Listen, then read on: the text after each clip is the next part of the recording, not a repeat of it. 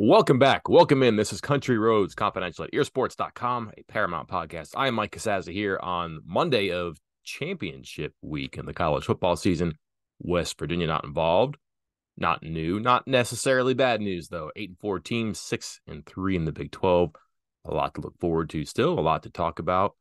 Chris Anderson, why wait? We've spent a lot of time talking about the games, the season at large, just in like micro form because it's all in the moment after a game, before a game. Now we can kind of step back and look at the season, the accomplishments, what follows. That is the heavy emphasis of our mailbag today from the Q&A. Subscribers submit questions. And by the way, if you're on the outside in here, if you can't figure out how to crack the code and get a question into the mailbag, maybe it's because you're not a VIP subscriber. Well, there's an easy way to change that, isn't there? Yes, there is, and maybe not for much longer. 75% off VIP right now for Ear Ridiculous. Sports. Let's say we're not thrilled about it, but we take our orders and it's 75% off. So hop in now because I can't even explain to you, Mike, how often like 2 days after one of these deals ends, somebody's like, "Hey, how can I get in VIP? What's the deal?" I'm like, "Bro, you just we just had 75% off for a week. Like, get in there, get on it now. Don't start complaining later that something's behind a paywall or you didn't know about this, you didn't know about that, or asking what the next deal is. Jump in now. It will not get better than 75% off. I guarantee it." Yeah, I hope not. What's 80? Free? Not going to happen, right? Yeah. Well, as is custom, subscribers ask questions. We answer as many as we can at the time. A lot of Chris will come back later on, answer a few more in the written format. Something for everybody. Some people don't like to listen. Some people don't like to read. Some people like to do both. Some people don't even like to do either one of the two. So again, something for everybody. But let's get into the actual answers to the real questions. Fire away, Chris. Let's start things off with the burning questions surrounding Neil Brown. Mike, you ready? The new one. Is Brown the Big 12 Coach of the Year? Question mark. Couple of different people asked that. Well, Davis, 62 WVU asked who is the Big 12 Coach of the Year. Not a lot of great options. Fatty pointed out that it might be Neil Brown. He was picked last, won 8 games. Matt Campbell won it twice at 8-5. And he says, given the expectations or lack thereof, considering where WV ended up, it's consideration. Mike, what are your thoughts? I think he's got a very good case. I don't think it'll be him. I don't think that you could hold it against Steve Sarkisian that his team was picked so highly and finished so highly. Texas owns one of the best wins in college football this year. That's hard to take away from them. Sticking with Matt Campbell, I know that they were above West Virginia in the preseason rankings. That was before the gambling scandal decimation wiped out their roster. When I say wiped out, that's probably too significant, but took a lot of key pieces from them, including the quarterback, who was supposed to be a big part of it. They go to Rocco Becht, who's not supposed to be a starter, and he does okay. They win 7 games, same Big 12 record as West Virginia. Is it Mike Gundy, though? I know that's not a fun pick for everybody. 9-3, 7-2, kind of picked themselves up a couple times and where you thought like maybe it wasn't going to be for them. Did it look like his team had quit on him? How did he lose badly to South Alabama and end up 7-2 in the conference? That's a tricky one for me to really get by. And by the way, they beat Oklahoma, which is again one of those good wins. But it's really hard for me not to give it to Sarkisian just because of what they've done, or Gundy because of what they were not supposed to do. And again, that's two different ends of the spectrum. Texas was supposed to be good. Well, guess what? He did his job. Why isn't that Coach of the Year? And Gundy along the same vein. I mean, a little bit more preseason respect than West Virginia, but that team looked bad at the middle of the year, beginning of the year, got hot, and then nothing wrong with Brown what he did this year. I just think that he's probably second, third. I wouldn't say fourth, but second or third. Yeah, really, there's no other options other than those four that you just mentioned. And I guess it kind of depends on your perspective of what this award should be. I have always been a poo-pooing the, hey, this guy was picked last and ended up mediocre, so he should be rewarded for that. I'm very much poo-poo those honors, but Yeah. I don't think you can say 8-4 is mediocre. So I do think Neil Brown is certainly in consideration because that's where you're at. It's like West Virginia was not only picked last, but so far in last that it wasn't even funny. We discussed this on the preseason pod when this came out that they're so far behind 13th that literally almost everybody voted them probably 13th or 14th. in Mhm. that poll, whoever it was that was involved in that poll, and they finished tied for fourth. Iowa State was picked 10th. They finished tied for fourth, but as you noted, that was 10th before they lost several key players because of the gambling scandal. Oklahoma State picked seventh, ends up in the conference championship game. And then Texas picked first, finishes first. But yeah, they lived up to those expectations, which is as important or more than some of these other things. So I think he's going to be in consideration. He would probably finish second for me because I'm with you. Like, I want to reward the guy who had the incredibly high expectations and met them. Mhm. And so I'm probably voting for Steve Sarkisian if I had a vote. Question for you, Mike. I don't know if you know the answer to this. Do they vote before or after the conference championship game? They come out this week. Oh, it's this week. Okay, so I guess the answer is before. I was wondering if that might influence my decision. Like if Oklahoma State beats Texas on Saturday, maybe the answer is Mike Gundy instead. And I think that's a reasonable expectation. Curious that they decide before that. But okay. Yep. Last year it was the end of November when they announced the award. So it's like November, I think. Let me see here. November 30. Yeah. So it's that weekend in between. That week in between. Okay. Well, I guess we better keep an eye out for that. Okay. So your vote is Sarkeesian as well, if you had it. I would probably go Mike Gundy. And that's a hard Okay. thing. That's a hard thing for me to do. But like I don't think his team was very impressive. What they did with the quarterback situation to come back late in some of those games this year too. Like okay, you were trailing on a lot of them, but that's he's not playing with Texas's hand. And to be there at the end with some of those games, it wasn't impressive, but they still pulled out wins. They just maybe he overcomplicated it too with the quarterback thing and just oddly not playing Ollie Gordon like as the feature guy of the first three games of the season. That's like a step backward. Maybe he added a degree of difficulty, but I also wouldn't have a hard time with Sarkisian because I think they've been good and they were supposed to be good. And winning against Alabama is a rare thing to do in the regular season, and he has that in a non-conference game. Next question comes from WVU 13. Is the number one wide receiver next season currently on the roster? All right, I'm going to say you hope not. That is not a slight to Traylon Ray or well, that's about it. I just don't think I If, think Hudson I was Clement's about to say, are we in agreement that if it is, it's Traylon Ray, right? yeah, right. I don't think that's a bad thing. I just think it's maybe a year too early to do that. And I just don't think that Hudson Clement as a redshirt sophomore is your number one receiver. I have a hard time with that. So you hope not. They were probably their number one receivers when the offense was at its best this season. There was a game or two where Devin Carter was really good, but that was because they were using him differently, like a wild card, like Swiss Army knife kind of a player, inside, outside, motioning, slot, all that stuff was good. And he just never really jumped off the stat sheet at you as the guy this year. So you would hope not in that maybe they don't have that person right now. I don't think it's going to be Rodney Gallagher. It's not going to be EJ Horton. I just don't think they have that. But I would also say you hope not in a way that's, again, not meant to denigrate anybody on the team. But there's something fun about playing for Garrett Green if you're a wide receiver, I think. You can look at that and go, wait a minute.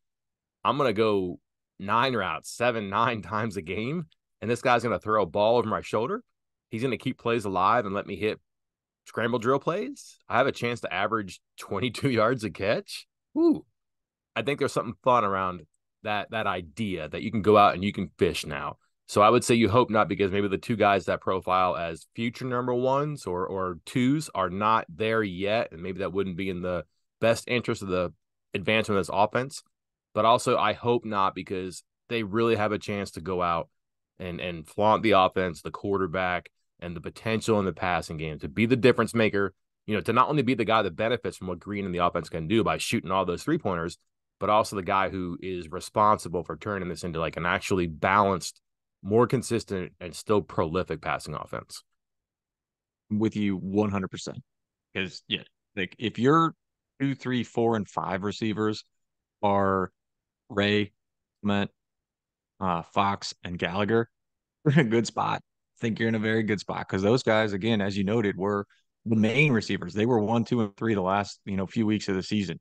Um, Last game, Carter only played 4 snaps, wasn't targeted. Game before that against Cincinnati, I think he had 1 catch. That was it. So, it had already shifted the direction of these other younger receivers. But if you can go out and get an alpha receiver, this is something that talked about ad nauseum with this offense for a few years now is that essentially they had a lot of you know B receivers, number two guys. They never had that alpha receiver. They never had that guy that you're like, I can just throw it to that guy. He's going to catch it. Um, and they hadn't had that since Dana was in Morgantown. Like I can't think of a guy that was like definitively the number one, no doubt alpha receiver of an offense. Maybe they were the clear number one for WVU's offense, but it's not good when you're one of the worst passing offenses around. So I'm looking for West Virginia to go out into the transfer portal and bring in a dude, an absolute dude at receiver to be that number one guy and let these other younger receivers marinate as the two, three, four, and five guys. And that's not a bad thing, as you noted. Like that's great for this offense. It could be great for them as well as they continue to develop. Yep. Um, 23 years says, throw on a fan hat, Mike. Who was your favorite player this year? You can pick only one. I don't know if that means most exciting. I don't know. However you want to take it. See, I'm twisted because I look at stuff and it's like, man, I really enjoy watching Wyatt Milam. And I don't know that everybody has a lot of Wyatt Milam highlights this year. I don't know. My tape is like 6 minutes long. But he was just fun to watch for me. And then how could you not like Green? Bishop's just a fun play to watch because he just competed or whatever. But for me, for what he was at the first time you saw him, and you said, man, how are they going to get this guy off the field? And then you were like, wait a minute, how are they going to get him on the field? To catching the game-winning touchdown with 23 seconds left in the final game of the regular season, too. Holy cow, is this the guy the best player on offense now? Like Jaheim White's it for me. Just the way he played, the way he rose, dipped, rose again, and roared at the end of the season. It's exactly what you want from a young player. Like, it's not going to be easy. This is not a slight against him, but like a smaller guy who's under recruited, like there's going to be an adjustment for him. And like his was, how do I practice? How do I get on the field against Penn State and Duquesne and teams like that and consistently do it? And those are two very different teams, but like a player in a freshman year is going to have to be good right away against people to rationalize playing time, which means if he's going to cut against Penn State, he's going to have to be good consistently against the Duquesnes and then Pitt and all that stuff. And it just wasn't there. And then whatever, I wonder how many freshmen they can push the way they did him this year. Like challenge him, not play him, just not play him because he had a bad walkthrough. Like he got 4 snaps against Oklahoma State. You think they needed him in that game? Probably. And then all of a sudden he's one of the best running backs in the Big 12 at the end of the season without question. Like his stats, his performance, his durability, everything's there. So that story and the performance for a sports writer and for somebody who looks at the game a little bit admittedly different, that would be my pick. This is going to be a very boring Ah, mailbag if we agree on everything all the time. I mean, because for me, I was torn between Green and White, and I settled on White for a lot of the same reasons you pointed out. For years, like this has been an issue with this offense. Again, very much related to the lacking of a number one receiver. But who was the guy on this team that could, at any point, take the ball and score from any point? It doesn't matter if they're on their own 10-yard line. Who is going to flip the field or score from anywhere? And I don't think there was an answer for West Virginia for several years now. And White is that guy. You pointed out that he barely played to start the season. He 0 snaps against Penn State, 4 against Pitt, 6 against Texas Tech, 18 TCU, 18 Houston, 3 Oklahoma State. Like so he was essentially a non-factor almost for the first 8 weeks of the season. And then he ended up in the top 15 in the country in 30 plus yard rushing plays. Like that's how electric he is. Like he can get these big plays, and those are the big plays that West Virginia's offense has needed for several years now. And he provided them as a true freshman and brought that versatility to be able to catch the ball, like you noted, on the wheel route for the game winner. So it's Jaheim White for me as well, with Garrett Green a very close second. Next set of questions, Mike, I think, and I do mean set because there are about 20 of them. here we go. Yeah, buckle in because all pretty much related to coaching staff changes. Do you think Neil will make major changes to the staff? Do you think they need to make a move at defensive coordinator? Do you think they need to make changes to assistant coaches? Do you think they need to bring back the split of a secondary coach? No, co-defensive coordinator. they had that. Uh, yeah, yeah, it They had didn't that work. Oh now. yeah, I mean that's how it's set up technically right now, correct? Yeah, and Technically, that's just titles for resumes. yeah. But so essentially, Bacon Mike 47, Blue and Gold 81, Yidio 10, um, and on, all asking, what's the move for the staff? What's the personnel move for WVU this offseason? All right. So let's go piece by piece here. Look at the offense. Mhm. I don't know, like I don't know the sacrificial lamb to make fans happy. That bloodthirst is going to come from the offense, where it has to, or it should. Like, oh, get rid of Sean Reagan. Well, what did that guy do? Like the best part of the team is the offense, and the best part of the offense is the quarterback, and he's the quarterback coach. So that doesn't seem like that makes sense to me. You just got your tight end coach and receivers coach. They're young assistant coaches who had never coached at the FBS level before. One had never coached college football before. So your tight end and receiver coach probably seems safe because part of Brown's thing is let's hire and develop young coaches. Let's give them a chance to grow. If we lose them, great for them, bad for us, but that's part of the cycle. That's a thing that West Virginia's going to have to do. So they're not going anywhere. You fire Matt Moore? Probably not. So who on the offense are you getting rid of? That's tough. Oh yeah, Chad Scott's your offensive coordinator. Nobody. Nobody, Yeah, I right? was just saying, So right. that's fine. Now, this is not to say that somebody may not get hired. But that just seems to me like it's going in a good direction. I'm not sure who's in a rush to leave here right now. So I don't know what's going to happen. Defense, different story. So I wanted to look at things and say, okay, they might be able to make this decision easy instead of not firing anybody and just saying, all right, this guy's contract runs out. I'm not going to do the homework for y'all, but like, let me just say this: it doesn't matter to me. Like, if you're not going to make changes on offense or your head coach, you have money to spend. And if you flinch at a couple $100,000 buyout on an assistant coach because he's got 1 year left, shame on you.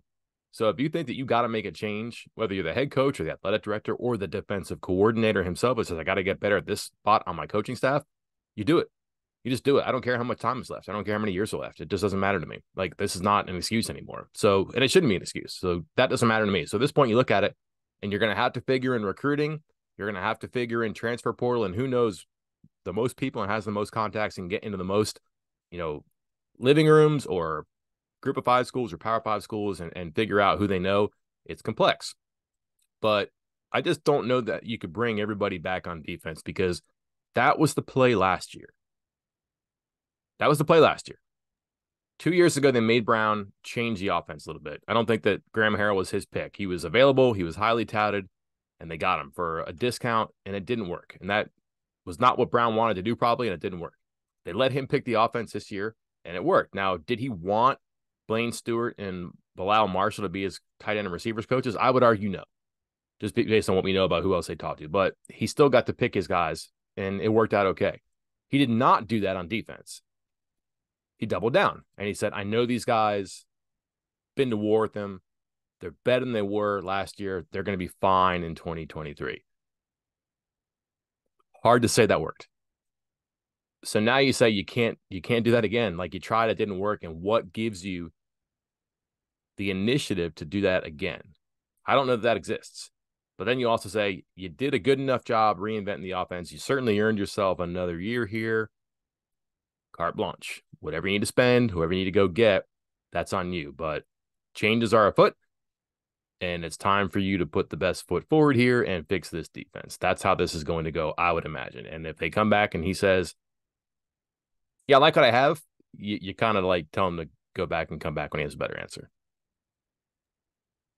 I think there needs to be self-reflection on that side of the ball of why things are happening the way they are. I have been consistent throughout the year in that I'm okay with some of the scheme, and like I think I've said this a few times post game. Like I know why Jordan Leslie is setting up some of the coverages that he's setting up, but it's dangerous. But I know why he's doing it because he doesn't really have a choice. And the biggest issue on the defensive side of the ball is Jimmy's and Joe's. Like they just do not have the talent back there. Here's the thing. That's still on the coaches. That is still on the coaches. But what makes it more complicated is so now we're talking player acquisition, whether that be high school recruits or transfer recruiting. Like that's not going to be specific to a single coach. Like, people, hey, well, they can't get defensive players. That's on the defensive coordinator. Not really, because the coordinators typically, now it's going to be a little different for like a guy like Chad Scott, who was essentially like one of the top recruiters on that side of the ball. So he's still intimately involved with it. But if you go and look at coordinators around the country, they are not as involved in recruiting as some of the position assistant coaches. Hmm. So we need to start looking at different places. And also, like, it's areas as well. Like, it's not based, your running backs coach doesn't only recruit running backs. Like, the best safety out there might be being recruited by Blaine Stewart, the tight ends coach. Yeah. The best linebacker might be being recruited by Sean Reagan, the quarterbacks coach. Like, it all depends on location. So now you're talking to, all right, this is a problem across multiple, staffers or our approach to acquiring players, and we need to adjust that. So I'm with you. Like, there needs to be self-reflection, and something has to change. You cannot go again with the same coaches and the same plan and the same, NIL money, for instance, and expect a different result. So yeah, if I'm Ren Baker, I'm like, what's changing? Something has to change. And I need you to make a pitch to me about what that is that's changing, whether it's an approach, coach, assignments, whatever. Something has to change to get better talent on that side of the ball. Yeah. And this leads to this point too. What they did on defense this year was two iterations of basically the same version of the defense. So they spent the whole spring talking about, hey, we're going back to basics. It was elementary school spring football, but we're going to be really good at the basic stuff, and we're not going to get exposed by like surface level offense against, I don't know, very standard defense. Let's not let our guys get out of position or confused or miss the line before the snap. We're going to be normal, but we're going to be really good at being normal. Cool. That got compromised a bunch by the personnel during the season. But we mentioned this at different parts on preview podcasts by people we talked to, is that West Virginia was predictable. They didn't do a whole lot, and they tried to do it really well. But when you don't do a whole lot and you don't have that super level talent, and then you get into your depth, not doing a whole lot dips down into not doing it very well either. And people were really able to manipulate them. And you could find some teams as recently as Baylor that would find ways to spread West Virginia out and take advantage of, let's just say, speed or mobility and certain levels of defense, or would be able to go deep against a safety who was forced to drop down or a coverage player who just wasn't as good. And you don't have replacements for that because of depth, but also your best players aren't your best assets on defense because of the ideas you have. So part of that is compromised by the personnel, but part of that is compromised by the plan too. That creates the compromise. So that is exacerbated by the personnel. So you have to figure out now what's the best position to get our defense into where we can be less predictable, but not too complex. And then, as you said, you're going to have to supplement that with a bunch of really good players. Do you have the people on the staff that can do both? And are the people out there who can do both and will join this experiment right now? That's quite a Rubik's Cube to put together, I think. Moving on to the next questions. Both of these coming from both related to the same topic. One from NC Mountaineer, the other from Philip Smith 12. Um, what would your ideal bowl matchup for WVU be? Philip Smith asks, like, keeping the simple question. Then Mountaineer like expands on it, brings an interesting angle here. What is the best bowl to pair with the transfer portal opening and or finishing up recruiting? Obviously, the timing of all these games can be a little different. Mike, you got any thoughts on what, now that the season's over? I know we talked about this like a few weeks ago, but now the season's over, the picture is a little more clear. What's your best bowl matchup? So for fans, I think it'd be like Orlando because that's always been a good one. There's always been interest in being in Florida for postseason purposes and obviously recruiting. It's a nice trip for you. Trouble is that they were already in Orlando for a game, so that's difficult to guarantee you're going to have West Virginia fans go down there. They have a good alumni base down there, so they'll sell tickets to that. I believe that game is the 29th. I don't have the games in front of me here. Let me see one second here. That game down in Orlando, Pop Tarts Bowl is December 28th, so people can make a post-Christmas trip out of that. That could work. You're getting an ACC team there, so there's some obvious possibilities. It could be Notre Dame. That would be a fun one, I think. So if you had to give me one, like what game, what opponent, I just think ACC, there's a bunch of possibilities that are interesting there. And it's in Orlando, and that just works because of the holiday. So that would be my pick. It might actually still be that, too. There's a chance that two Big 12 teams end up in the New Year's Six and or CFP mix, like Texas can make the playoff and Oklahoma State could get in, or Oklahoma State or maybe like Texas and Oklahoma can get at large spots in New Year's Six. Like there's chances there. Anytime that you get two into that combination, you're pulling everybody up one in the bowl selection. That would really help West Virginia because they're not going to get into the Alamo. I don't think the outlier of the two teams in the CFP New Year's Six would get the Alamo, but then all of a sudden you're going to have to make a pick for the Pop Tarts. That would be it. Why not West Virginia at this point? What they've done offensively, there's a chance that they can match up with a pretty fun team and have something going. After that, it's not going to be Texas, I don't think. They have a decision to make, though, about getting a team from Texas in there. No worse than the Liberty Bowl, I think, at this point, which might be some pretty fun offensive matchups. Like you might see SMU or Memphis in there. That's pretty interesting. That'll be a high scoring game that could be fun for TV. That might just be fun for fans, too. That's not a terrible road trip.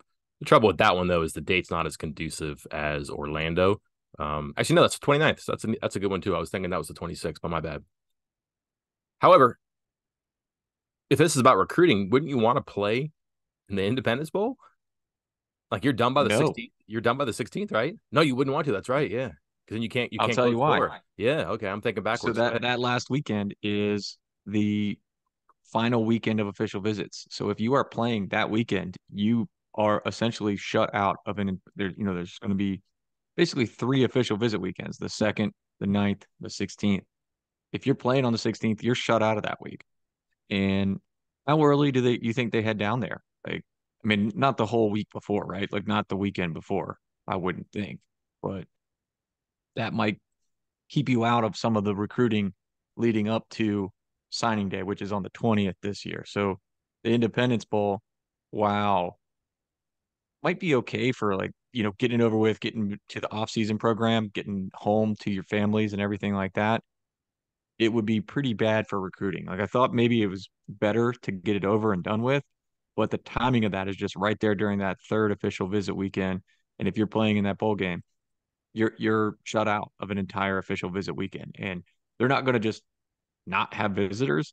So then what ends up happening is you're pushing to have even more guys on the 2nd and the 9th, which then makes it less special for the guys that come on the 2nd and the 9th.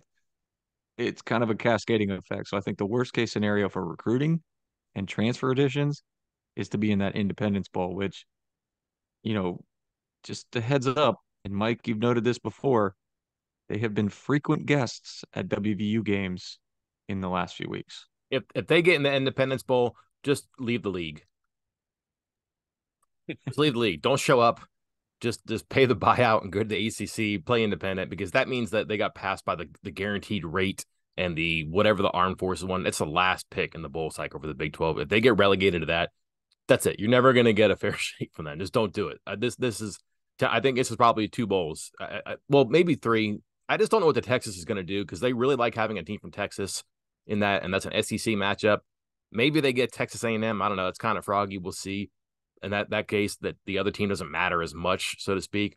But in West Virginia, as far as the Big 12 is concerned, hasn't really mattered when it comes to bowl relegation. So I think this is going to be if two teams can get into those CFP/New Year's Six, there's a chance they go to the Pop Tarts because that means that one team goes to Alamo and the Pop Tarts picks between. I mean, you're figuring at that point Texas, Oklahoma, and Oklahoma State are gone. Who's more appealing to go to Orlando at that point? It's a matchup based thing. You could say Kansas State, you could say Iowa State. Don't know. Some of those teams have been there recently, but again, West Virginia was just down in Orlando this month, so that's tricky. Liberty, interesting. Guaranteed rate. Don't think it's going to go that far. So I would circle Pop Tarts, Texas, Liberty, and just wonder about a team that has been to Orlando and has been to Houston already this year. Would West Virginia get a second trip to Orlando and Houston in 1 year? That's not great for fans. It's probably not great for the team, but I'm also not sure the Big 12 looks that deeply into it. I just think it's Pop Tarts, Texas, or Liberty, one of those three. And those are post Christmas games. So you could travel the day after Christmas, maybe the day of the game because some of them are like 8 o'clock kicks, and it works fine for recruiting too. So those are good situations for West Virginia. Now that Liberty Bowl, on the 29th, what was it? The Pop Tarts Bowl on the 28th. God, I almost said Pinstripe Bowl. Nobody wants to go to that. Pop Hey, Tarts Bowl on the 28th and Texas Bowl on the 27th. So yeah, you get the 29th. That's probably best case scenario. I know people aren't thrilled about Liberty Bowl. I've been there a couple times recently, and I think one of the projections was like Memphis in that game, yeah, which it's a nice home game for Memphis. But Yeah, that's going to be the best case scenario as far as timing goes because it's a late signing period with the 20th this year, and transfers are going to be visiting all the way up until what I think the quiet period starts on Sunday the 17th, so you could finish up your visit that day.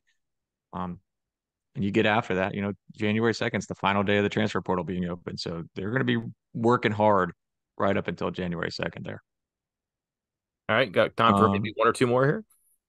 let's see. Oh man, God, I was about to say yeah, I got time for one more, but that one's going to be a long discussion. Um,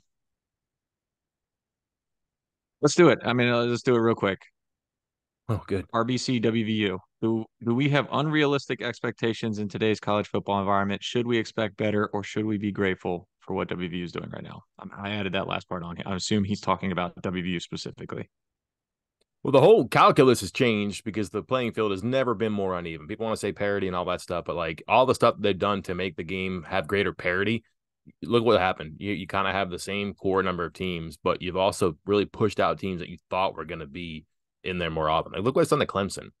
Clemson was it for a while, but now because NIL is so important and that team hasn't leaned into it, all of a sudden 8-4 year at Clemson is like a disaster. Where people hear like, I don't know how I feel about that. They know how they feel about it at Clemson. It's a disaster, which is weird, but that's what this has done. So you really kind of have to give it time to recalibrate, let your team find a pattern or a groove and fall into it, but also step out of it because they realize that they're able to get higher by doing A, B, and C or X, Y, and Z, whatever you want to say. So the expectations are just kind of fluid and volatile right now. This is not the best thing to say, but just be patient about trying to figure out what it is. But also, it would really help if your school gave you a nod and said, "Hey, we expect this, or we're happy about this, or we're not happy about this, or we don't anticipate this ever happening again. And here's why we're gonna make sure this does continue to happen, or this no longer happens." So there has to be a way for schools to really nudge their fans into the direction of expectation, which, as we discussed, has by and large been absent here. But you also have new guy in charge, so maybe he needs time to figure out what the landscape is and what the outlook is. But it's just so hard for West Virginia because 8-4 feels like it could be better, but they haven't had 8-4 here in a while, and then didn't beat Texas and Oklahoma this year, but they don't have to worry about Texas and Oklahoma in the future. So this may be like a high for them in the Big 12. It may also be maybe not the basement, but that area in between like your basement and your main level, like a split foyer. So it may be something that you look down on in the future and say, remember that 8-4 year in 2023, and now it's a 9 or 10 win season every year. Wow. So it's just hard right now. And that's the frustrating thing for fans is that you have in your hands and you don't know what you look at because it doesn't make a lot of sense. Because also everybody else is changing and posturing around you. Look at Texas, or excuse me, look at Houston. Like, oh, we fired coaches that go, what was it, 9-3 or whatever that famous line was. And they go and they get a coach from West Virginia. He wins his 12 games one year and he's gone because it's all changing. Like an 8-4 year here would be fine for Houston, but they weren't 8-4 and they were far from it because he wasn't good in the last couple of years at the AAC. But Houston's in a really weird situation too. So it's a heck of an answer, but to a really good question because there is no great answer right now because like things are so crazy around every program that is in this similar situation. Yeah, always need to just because of what happened in the past. I'm about to throw a stat out here, but just because of what happened in the past doesn't mean you have to accept, mediocrity, if you will, Mhm. or accept pretty good. You should always be striving for more. You've seen that West Virginia can sustain it at least for a burst, if you will, like 3 years, 5 years, 6 years. You've seen they've been able to do that. So don't accept it. But if West Virginia gets to 9 wins, it hasn't happened yet. They have to get there. They have to win their bowl game. That would only be the 19th time in 133 seasons that West Virginia has gotten to 9 wins. And I know there's people going, oh, it's an easy schedule. Hey, man, like some of these games were in the group of five version of the Big East. Some of these 9 win seasons I'm talking about were included multiple wins over the University of Richmond, VMI, Washington and Lee. One season in particular had Worcester, Waynesburg, and Western Reserve, which I looked up and is a prep school right now. So I don't even know if that was an actual college at the time. So know what you're shooting for, but then set that bar and then shoot higher. And I don't again, you don't have to accept that once every 6 years you get to 9 wins, but push higher, know where your history is, and go from there. And finish. Until next time, I'm Mike Casaza. And I'm Chris Anderson. We will talk to you then.